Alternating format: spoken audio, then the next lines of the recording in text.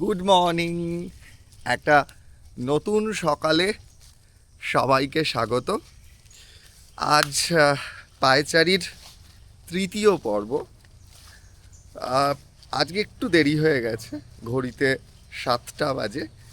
আমি পায়চারি করতে বেরিয়েছি, কিন্তু আজকে আমার সাথে দুজন নতুন সদস্য আছে। কালীঝুলি, আয় আয় আয় আয় এদিকে। এই যে এ হচ্ছে কালী, আর ওই যে আয় ঝুলি আয়,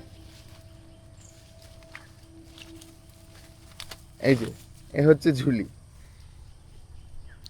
ওরা সকালবেলায় আটকা থাকে, তো মাঝে মাঝে আমি যখন বেরোই তখন ওদেরকে ছেড়ে দিই।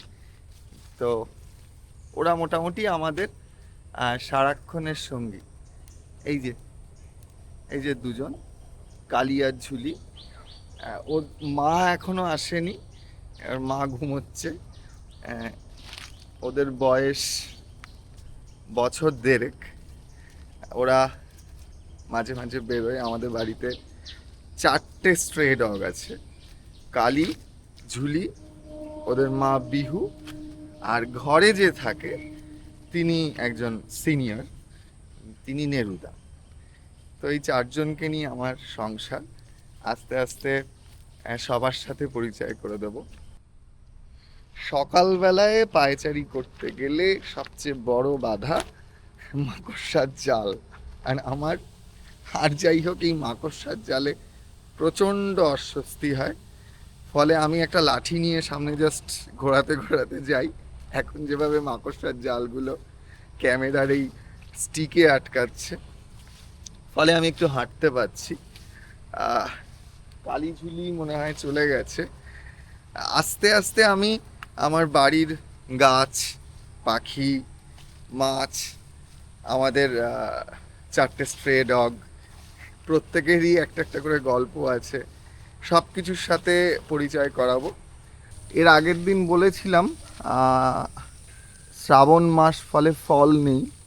আসলে কিছু ফলকে আমরা রীতিমতো ফলের মধ্যে ধরি না, তার মধ্যে অবশ্যই একটা আছে কামরাঙা।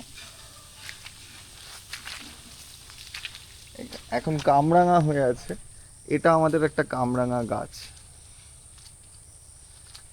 এই যে কামরাঙা হয়ে আছে, এই যে প্রচুর কামরাঙা পড়ে আছে, এই যে কামরাঙা। শুধু নিজে সাত সকালে বক বক করলে তো হবে না, তার থেকে বরং একটু বাগানটাই দেখাই।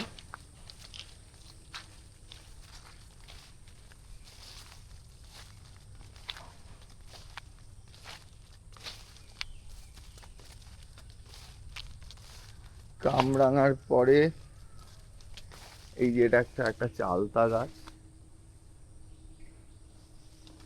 প্রচুর চালতা হয়। এই যে চালতা হয়ে আছে অনেক,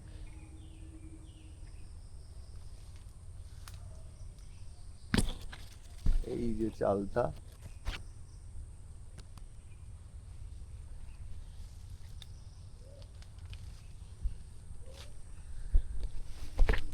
যাই হোক,